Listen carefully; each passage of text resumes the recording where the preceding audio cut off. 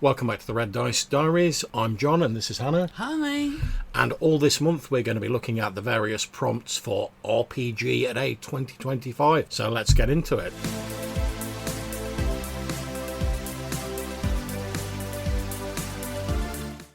Okay, so the prompt for Day 4 RPGaDay 2025 is message. So Hannah, what comes to mind to you when I say message? Obviously you've got things like the guy stumbles into a tavern with a piece of paper in his hand. The old classic.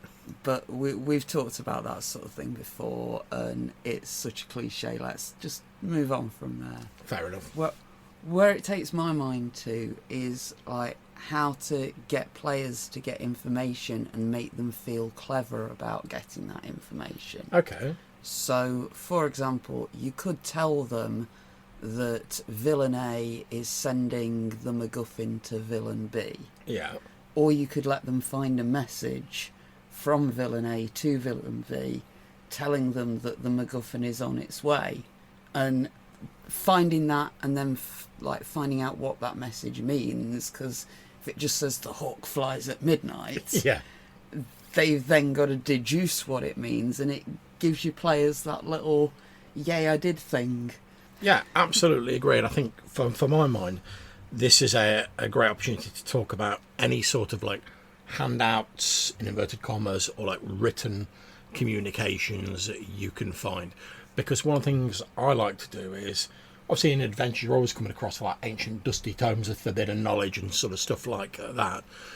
Now, it'd be perfectly possible for me as the GM to say, okay, players, you find this book and it says that in 3 days an ancient prophecy is going to come to pass with the full moon that is going to resurrect the great god Imhotep.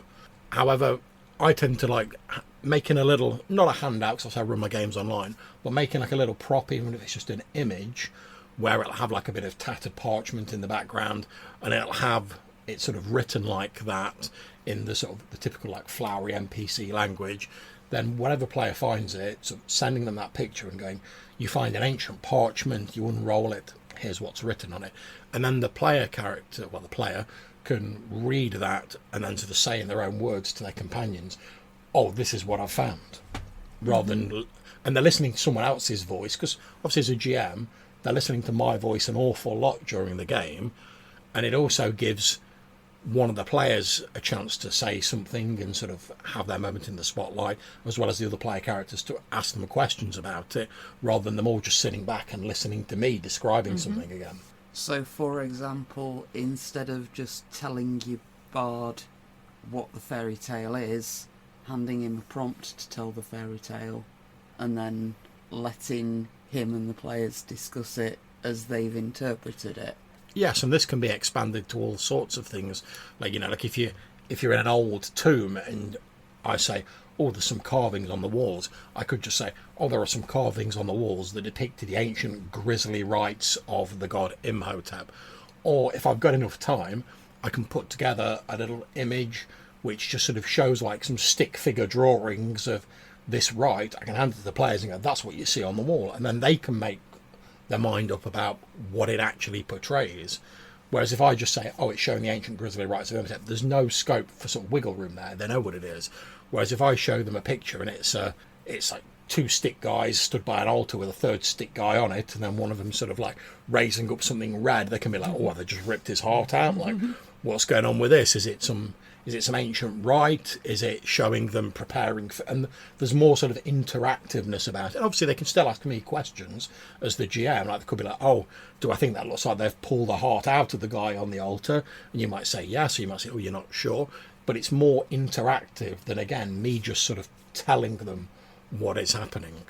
So another place that this takes my brain to is different kinds of messages and different messaging systems. So obviously like sci-fi games, you're going to be using some sort of hyperspace comms. Yeah. Whereas fantasy games, you probably are going to be sending a dude with a piece of parchment, or a bard with a message hidden in the lyrics of his secret song, or maybe it's a bit more Discworld and it's going to be sent by semaphore. And there's so many different ways that messages can be sent so many different ways you can stylize them to the NPC you're thinking about.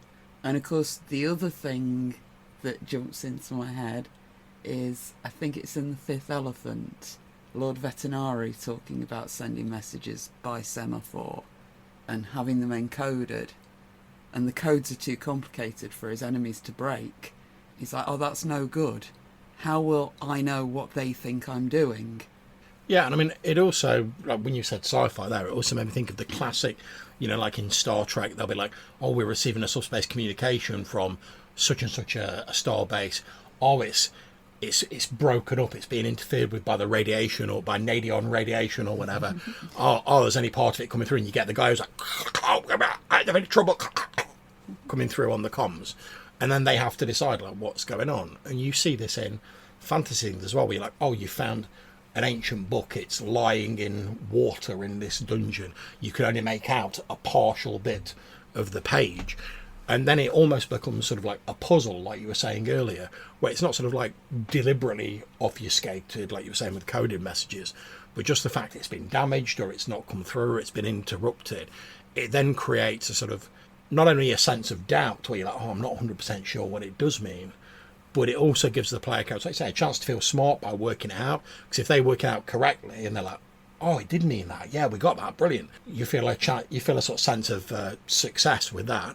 But it also, again, gives them the opportunity to have conversations between themselves as they try and work out what it does mean. And obviously you don't want that to go on for an entire session, but it's just another sort of way of making it more interactive, rather than me just going like, here is the message, whether it's a prop or me narrating it, this is what it means, it's black and white, done. So that's it from me and Hannah for this RPGaDay 2025 episode. Bye! Hopefully you'll join us in the next one. Until we see you again, take care, stay safe, and whenever you're playing, have fun.